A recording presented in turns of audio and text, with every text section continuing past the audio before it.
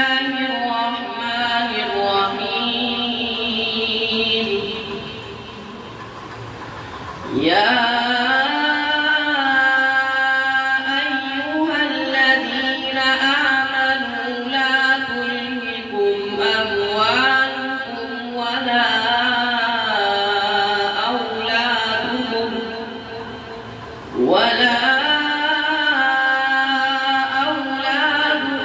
عن ذكر الله، ومن يفعل ذلك فأولئك هم الخاسرون.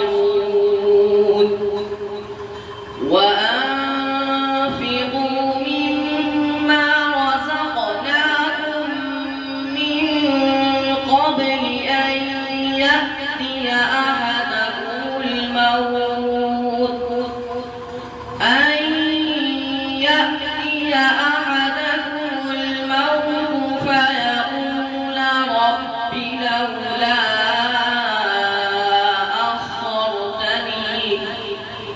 فيقول رب لولا